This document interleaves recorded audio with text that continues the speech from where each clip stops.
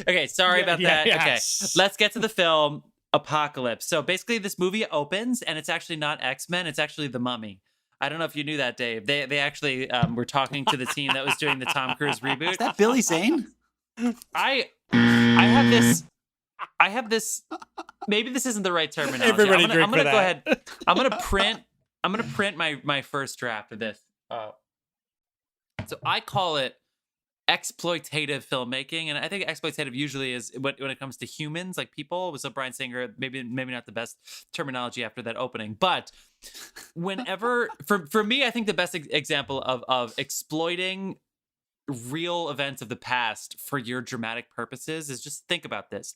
How many Nazi movies are there? And then how many movies just all of a sudden have Nazi elements of them?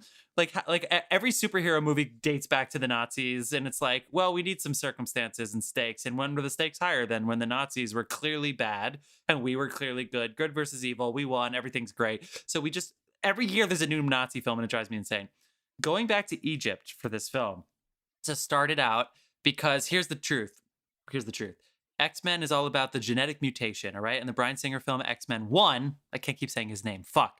But X-Men, when it came out, they were like, I know this is in the comic books, but just so everybody knows, we're trying to set it in some form of reality. Obviously, it's not real, but let's just say there's a genetic mutation, so it's literally physical, that helps them do these superhuman, super physical, whatever things that mutants can do, and it's vague. But at least it comes from this grounded place. To immediately make it Egyptian gods were actually just mutants, that seems really exploitative. Now, after you get through it, tell me that's not true, though. I mean, all of a sudden, what, really? The Egyptians were mutants? They weren't, like, come on. One guy. Anyway, no, but the other people had superpowers, too. The other people that were bringing... Yeah, the other people that were bringing Apocalypse, that they were bringing him back to life at the time, they all had superpowers. And the Horsemen all were mutants, or they all just like he didn't just give them anyway. And now all of a sudden we're getting very beyond metaphysical and we're getting into fantasy. And you know what? Ultimately, that's fine. There's a lot of really, really fun elements of this movie. I think Days of Future Past was more interesting for sure. And then this movie, they decided that they weren't done with Days of Future Past. I don't know when this movie is. So I'm assuming if Magneto was, so he's, what is this, 1970s? But Wolverine 80s. is old, but Jean 80s. Grey is young. They're in the anyway, 80s. Nightcrawler's wearing the jacket from Thriller. They're in the 80s. The Wolverine thing doesn't quit. The timeline of the Wolverine doesn't quite check out with Jean Grey and everything. But anyway, there's a lot of fun stuff in this. But as far as a film, not the most linearly, like it doesn't check out. What do you guys think? I think you sound okay. I hate this, but I feel like you sound like a Star Trek nerd at a convention. It's like in this episode, this happened because of this and this, but like they fucked up the timeline in the movie before it, so all bets are off. Yeah, they did do that on purpose. Okay. Which, did that work for you guys or not work for you guys? Like, because if you watch these in order. Again, to any of our hardcore fans, we did not talk about the X-Men franchise on our franchise face-off. When you do watch these in order, it works because Days of Future Past resets the timeline. If you don't know that, you are fucking lost in this movie and the Wolverine movie that came out after this. Right. You have no idea they make it what the fucking time it is and how they don't know each other. And they made the joke about this in Deadpool, right? This had already checked out. This was already like printed and sealed, and they were already making fun of it at this point. Deadpool's getting a lot of mentions this time around. But they don't go full because they know that you still understand the first two films of 2001, I guess is the first one. So even though the timelines as far as what is physically happening is going on, the character relationships is... They draw on it because they know that's what we expect. They're playing with our expectations of that kind of stuff a little bit. They don't rewrite everything. They do not erase the whiteboard, I don't think. Anyway, sorry, you go back to what you're saying. I agree with you. I am. It's a little inconsistent. I'll give you that. It's a little inconsistent. So, all right, I'm gonna go to bat for this movie just because it was fun. It was fun for sure. I am a sucker for X-Men. Anyone who listens to us will also know that I love Batman. But the only cartoon I really watched regularly and toys I played with regularly growing up out of the whole Marvel world were the X-Men. So I haven't loved all these movies, but I do enjoy tuning in for them because one, they're outside of the Marvel machine. So it's always interesting seeing what Sony does with them. Yeah. Just because they don't feel like the rest of the Marvel universe. So some of them stand alone as like these individual installments. Kiss that goodbye. Yeah, I guess they're absorbed now. Not to give him too much credit, but the first and second X-Men are really great, and he did both of those. Second one especially is really awesome. So every time I tune into these, it's just fun getting to watch this world play out, because if that doesn't work for you, what we were just talking about, the timelines and all that stuff, if that doesn't work for you, I totally understand and respect that. It's hard to pay attention that much. But if you do pay attention, I do think it's interesting because, I don't know, these characters have existed in multiple timelines in the cartoon, the comic book, and the movie series. And again, if you, I think if you're attuned to that, they do pull it off all the way up through where they landed with Logan at the end of this. Yeah. So I feel like it was I don't know. I've been waiting to see what they were going to do with Apocalypse for a very long time. This is a rewatch for me. I'd seen it whenever it came out. It's a larger than life storyline in the comics and the cartoon, and it's almost like, how the fuck are they going to do that? So they got a good actor for the part, which made a huge difference. Yeah, they did. And I did think they did a good job of, if you follow X-Men at all, you're just waiting for Jean Grey to turn into the Phoenix. Like, she's just the strongest mutant in the universe that has ever lived, and you're just always on the edge of your seat when they're going to let her be revealed. And they did it gently in the earlier movies, which is really cool, especially the end of the first one with her in the water and stuff. So if we all went into this one knowing she's the only one who brings Apocalypse down, if you follow the storyline at all. So I thought they did a pretty good job of teasing it out and, you know, making you earn seeing her finally explode. I noticed how you skipped over X-Men 3 Abomination. Hey, even this movie makes fun of that, doesn't it? Remember when they say they're talking shit about the Star Wars trilogy? Yeah, the like, third one is the worst one. You're like, yeah, at least you know, because it is the worst. But yeah, I don't know. What did you guys think? This screenplay has some really dud lines in it that are not necessary, that I think may have made a big difference. I did have a note about lazy writing. I took it out because by the time I got 3/4 of the way through this, I was enjoying it too much to actually stick with that note. It was all right, so you're enjoying it. Yeah, get on there. Yeah. Tell me, you enjoyed it too. Jump in. I mean, okay, I'll draw a couple of criticisms. It's like, damn, the thing he wore in the opening had to be hot in the fucking desert. Like, he's fully encased in shit. They're carrying him to the desert in Egypt. It's like, all right. It's a lot of direct sunlight. Also, there are some. It's like it's like wearing a hoodie and jeans in Australia. There are some brutal deaths in the opening of this, and some brutal deaths later in this. Like, they kicked it up a notch with the graphic violence a little bit. Yeah. And I did kind of draw a criticism at, why was that pyramid so fucking poorly constructed? Why did it have a Death Star weakness? Yeah, it's like, idea. I feel like 2 load-bearing pillars would not be out of order in this case. Like, I had no idea that most of the pyramids collapsed because a mutant from the past with behind one carpet powers brought them down. I had no idea. All you have to do is raise a carpet, and there are 2 pegs holding up the destruction of this entire pyramid. Yeah, and I feel like that was the thing that like brought this movie, like, a lot of the problems that it got was, like, they started off so epic with an epic destruction scene, and then they brought it right back down. It's like, well, how, like, you've peaked in your first 5 minutes. Yeah. But then they started introducing characters like the Nightcrawler Angel fight. That was awesome. What an introduction. And I love Nightcrawler. Sorry. Yeah, both times they've introduced Nightcrawler on screen, they fucking nailed it with the casting, in my opinion. Like, it is like both times they cast amazingly. Yeah, totally. I have to say, like, a New Storm origin story this late in the game should not have worked, but it fucking did. Like, it worked, I loved her new origin story. I like the original origin story, I guess. But, I agree. Like, yeah, like her introduction of her character and her journey, even though it was kind of thrown off to the side, really. Like, there was enough there to give you, like, okay, Storm's on board now, and we've got Storm. Yeah. And I like the new character. I like the introduction of, like, her look and everything. Quicksilver. It's the best. It's the best slow motion. It's the best slow motion sequence I've ever seen. It's the best sequence in the film. Yeah. Like, he is my favorite version of that character on screen ever. Yeah. Like, I really hope if they do move on, they keep that character, if nothing else. That actor, American Horror Story, what's his name, Jeff? I'm sure you know his Peters. name. Yeah. Wow. The guy nailed it. He's continues great, to nail it consistently. Like, but that scene in this particular movie it's worth watching the movie just for that fucking scene. It's hilarious and fun, but also ominous and threatening at the same time. Yep, I totally agree. But also, I have to say, like, I'm watching this movie. I'm sitting there and I'm thinking, wow, you know what? Given the state of the world right now, I'm kind of on Team Apocalypse. On Team Apocalypse, he's making. It's time. You're on Thanos' side. No, yeah, right? Yeah. Remember when I was arguing for Thanos? Dude, seriously, Thanos Apocalypse 2020. Let's go. They have the same color scheme. Did you notice that? Why are all the Marvel evil characters like kind of purpley blue? What do you guys think about Jennifer Lawrence as a young Mystique Raven?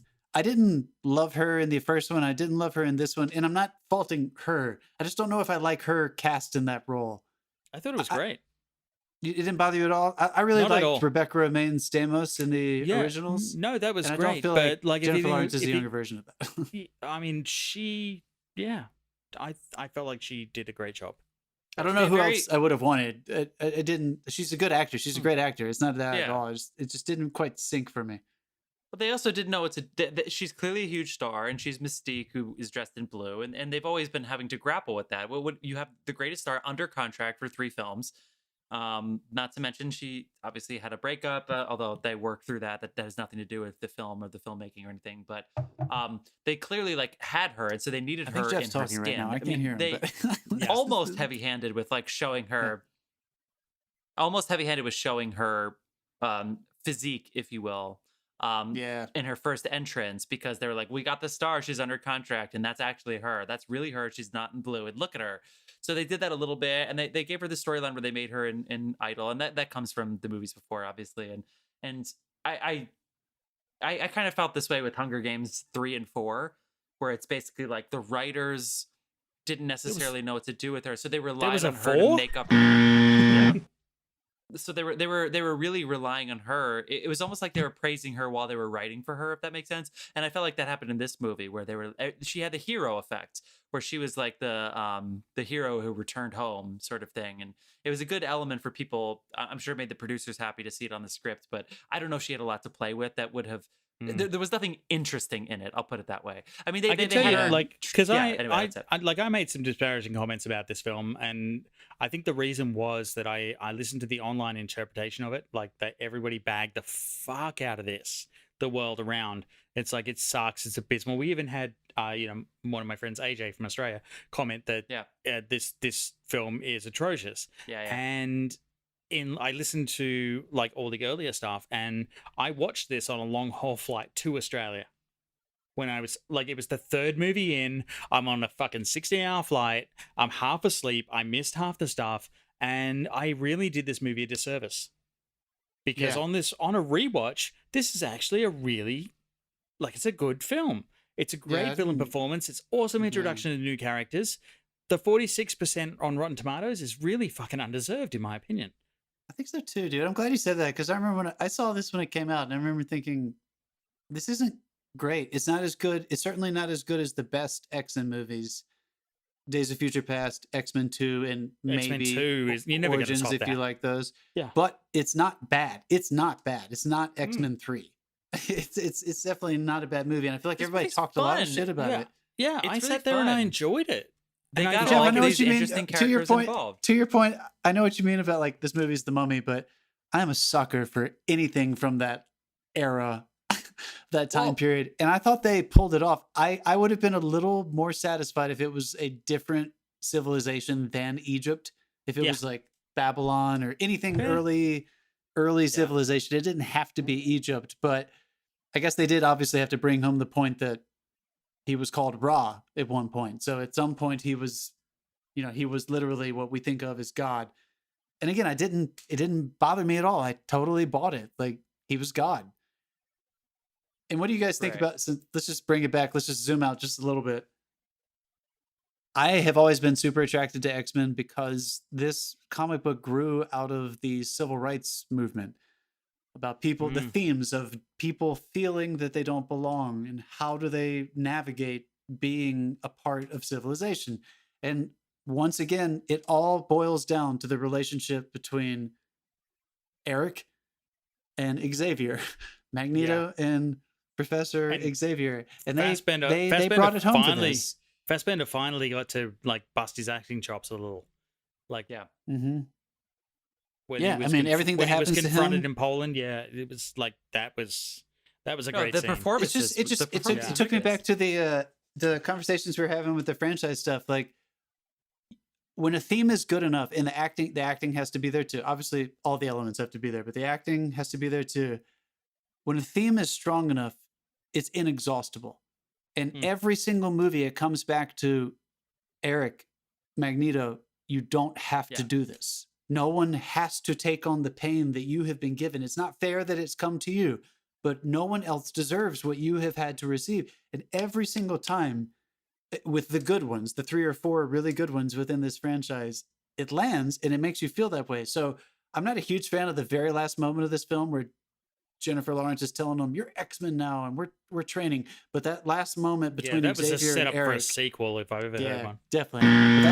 But that last moment between the two of them, it really lands for me. Like they connect once again, and you also believe that Magneto might not be pure evil, that he is capable of love, and he's just been, hurt people. And I thought this movie, it landed, and I also love. I know it's obvious, but when she finally fucking comes out and blows up in terms of the Phoenix, and he says, all has been revealed.